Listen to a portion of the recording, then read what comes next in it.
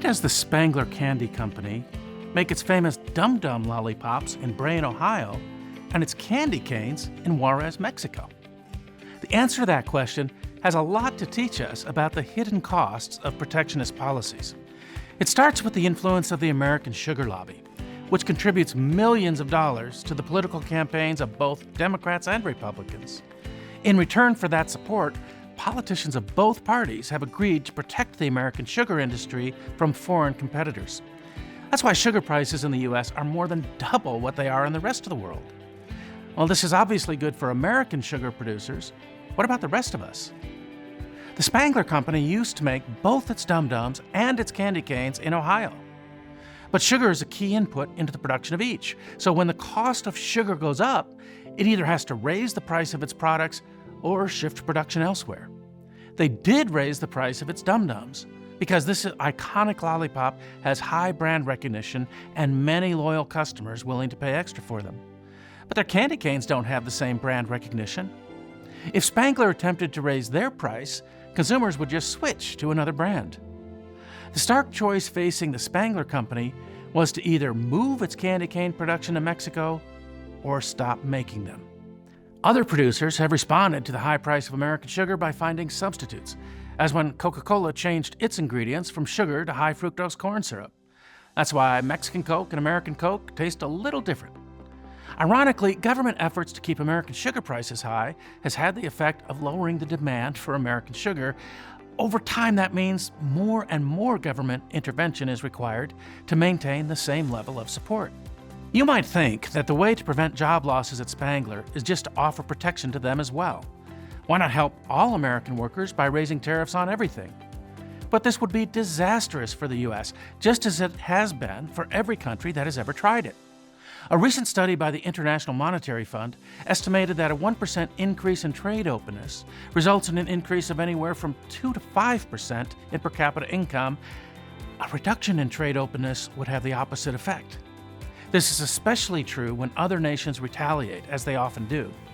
That's what happened in the 1930s.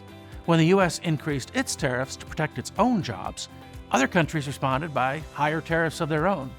Exports fell dramatically in all countries, and the result was lower employment and wages all around.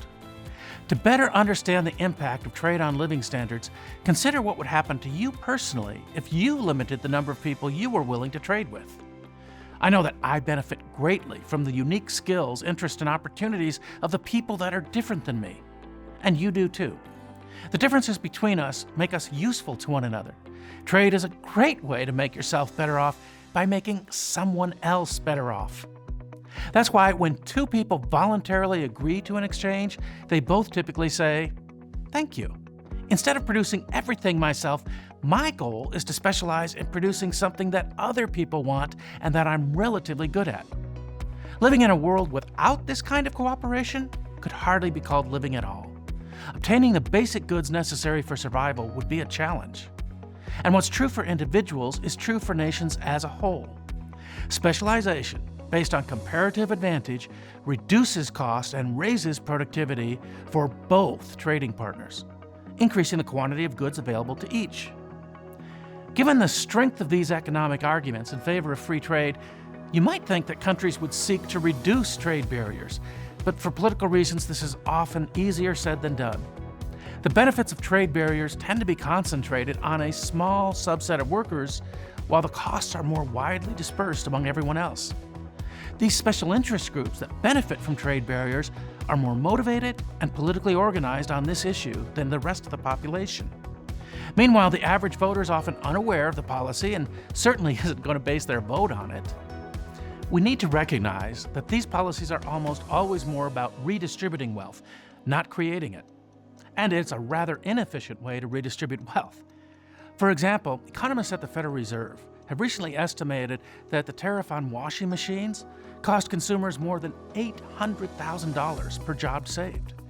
That's not to say that we should ignore the suffering of people struggling with lengthy periods of unemployment, or disregard the impact on communities when a major employer leaves town. The economic and psychological impact is large and often long-lasting. But this would be true regardless of the source for the disruption, whether it's changing tastes, technological innovation, or foreign competition. It means that the people of today do not want the economy of the past.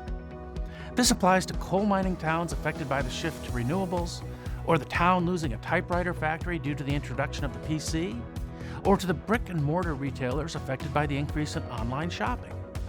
The pace of economic change has accelerated, and we need to strengthen institutions to help people cope with it.